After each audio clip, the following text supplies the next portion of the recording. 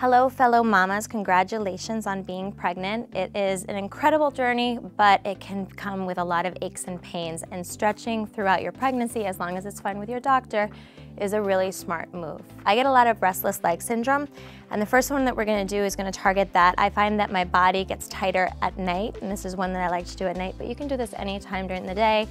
You can like stop and drop and do it. I do it. My husband thinks I'm crazy, but I'm the one carrying the baby, so I get to do whatever I want. So we're gonna start in a downward facing dog, but it's a little bit different. So you wanna have your feet pretty wide. You can even go as wide as the mat.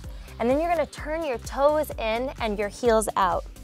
And then as you do this, don't stress about the shape so much. Just pedal into one foot and then the other, pressing into the hands. You can always put blocks underneath the hands if you'd like. You can always keep the knees a little bit bent, but just sort of stretching out any of the aches and pains. And like I said before, this is a really great one to do in the evening when your legs start to act up, or if you feel like the baby is pressing on a nerve. And then from here, you're going to extend the right leg up and back, open the hip up, giving yourself a really nice side stretch, pressing into the hands. And then from here, extend the foot in front of you, step to the outside of the right hand. If that is too difficult for you to get there, you can always take the hand to the foot and bring it forward. And then you're gonna come here into lizard pose. You can drop the hips a little bit. If this is too intense, drop the back knee down, but you wanna feel a nice stretch in the front of the left hip. If you are very flexible, you can always come down onto your forearms. You wanna breathe into the pose, relax into it. If the back leg is straight, really straighten it. Think about tightening into your quads.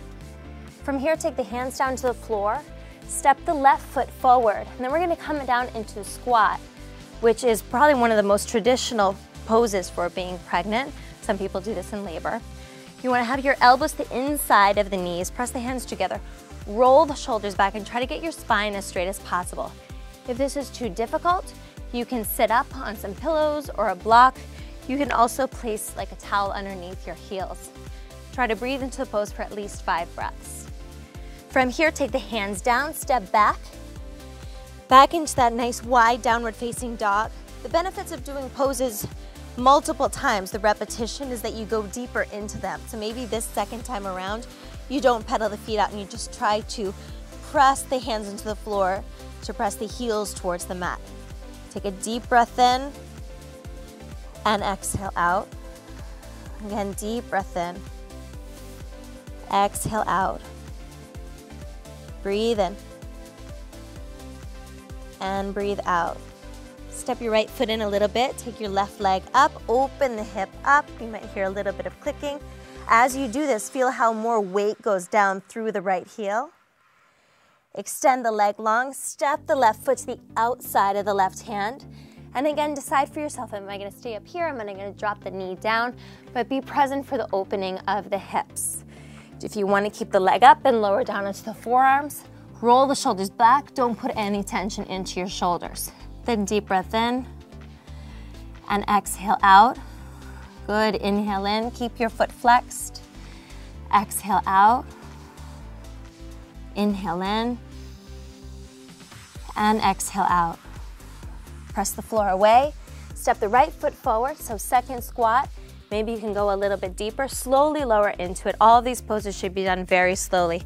Take the hands together, sit up nice and tall. Try to focus your eyes so you don't get dizzy. Deep breath in. And then exhale further into the pose. Deep breath in. Exhale out. And inhale in.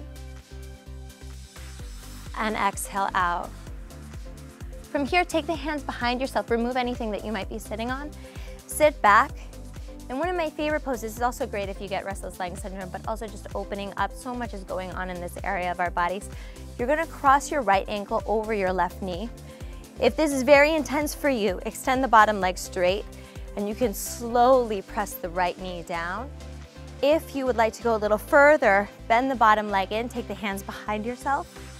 And then if you're super duper flexible, you can bend the bottom knee in. Your right knee should be on top of the left ankle, and then the right ankle should be on top of the left knee. And you can either stay here, or you can begin to fold forward, but just opening all the way up into the hips, relaxing the muscles that are getting tight. Deep breath in And exhale out. Try to let it be easy in the shoulders, easy in the face. Last time, breathe in and breathe out. I'm gonna sit up, and it's as simple as just changing the other side.